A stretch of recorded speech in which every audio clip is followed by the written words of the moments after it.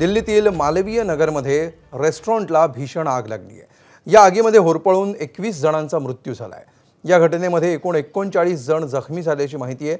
यापैकी 8 जणांची प्रकृती गंभीर असून त्यांना व्हेंटिलेटरवर ठेवण्यात आलं आहे। सकाळी 9:15च्या सुमाराला आग लागली। लेमन ग्रीन रेस्टॉरंटमध्ये लागलेली ही आग झपाट्याने पसरली। आग इतकी वेगाने पसरली की रेस्टॉरंटमधील लोकांना बाहेर पडण्यासाठी वेळच मिळाला नाही। त्यामुळे अनेक जण रेस्टॉरंट असलेल्या इमारतीच्या वरच्या मजल्यावरच अडकून पडले होते। अग्निशमन दलाच्या अथक प्रयत्नांनंतर सर्वांना बाहेर काढण्यात यश आलं। मार रे, पानी मार देगा ना।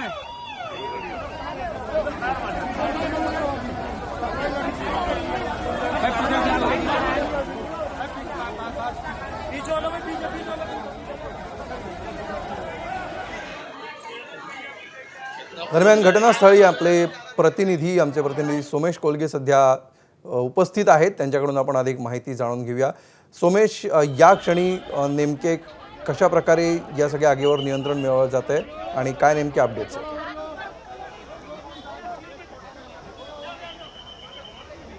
अमोल, आता आपण घटनास्थळी उभे आहोत आणि इथे आपण पाहू शकतो आपल्या पाठीमागेच हे हॉटेल आहे, ज्या हॉटेलमध्ये आज सकाळी आग लागली होती। अग्निशमन दलाच्या म्हणण्यानुसार 9:45च्या सुमारास पहिल्यांदा फोन आला, परंतु इथल्या स्थानिकांचं म्हणणं आहे की साधारणपणे 8-8:30 पासूनच इथे आग लागलेली होती। आणि आपण जर हे हॉटेल पाहिलं तर या हॉटेलच्या काचा फोडलेल्या आहेत, कारण हे ऑटोमॅटिक लॉक सिस्टीम असलेलं एअरबीएनबी कडे दिलेलं अशा स्वरूपाचं हे हॉटेल होतं। अनेक परदेशी पर्यटक इथे राहत होते आणि अनेकांनी काचा फोडून आपला जीव वाचवण्यासाठी बाहेर उड्या मारण्याचा प्रयत्न केला।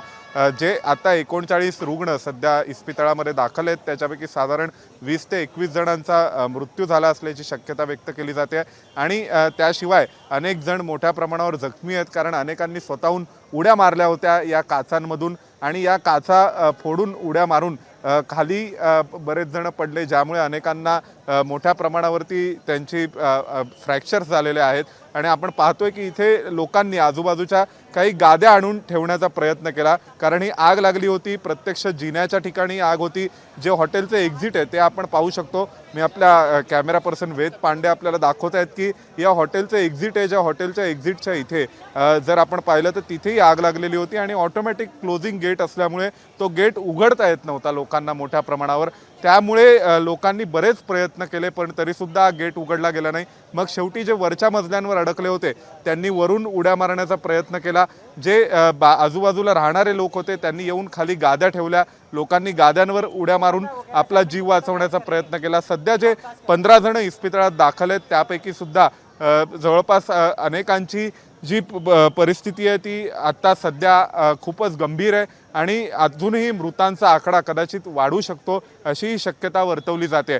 या संपूर्ण हॉटेलला फायर ब्रिगेडची NOC ही नव्हती असंही काही अधिकाऱ्यांनी आपल्याशी बोलताना म्हटलेलं आहे। परंतु जर NOC नव्हती तर हे हॉटेल दिल्लीसारख्या ठिकाणी कसं काय कार्यरत होतं? इथले पोलीस, इथलं स्थानिक प्रशासन, इथले अग्निशमन दल हे सगळेच जण अशा स्वरूपाच्या हॉटेलला इथे कशा प्रकारे चालू देत होते, हा देखील एक मोठा प्रश्न आता निर्माण झालेला आहे।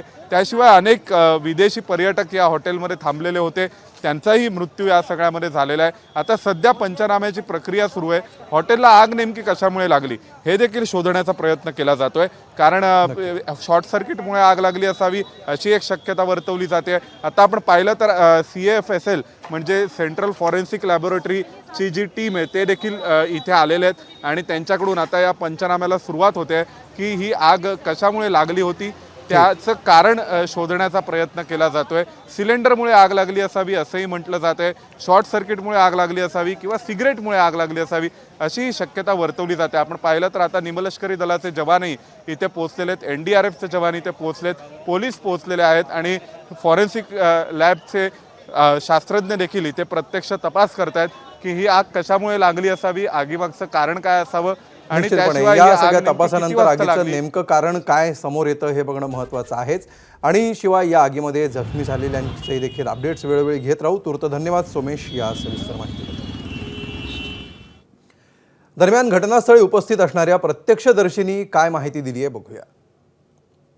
एक तरह से बीएनबी की तरह या पेइंग गेस्ट की तरह था, क्योंकि यहाँ पे लोग यहाँ पे जो अस्पताल में इलाज कराने आते थे, उनके जो अटेंडेंट थे वो लोग यहाँ पे रह रहे थे। क्योंकि हमने जब हमने सर्च ऑपरेशन देखा था, तो वहाँ पे उनका किचन का सामान भी हर रूम के अंदर मिला, जैसे गैस का छोटा चूल्हा था, इलेक्ट्रिक थी और थोड़ा सा भगोने वगैरह भी थे। तो ऐसा लग रहा था कि जैसे काफ़ी दिन से लोग रह रहे थे। एबीपी माझा, उघडा डोळे बघा नीट।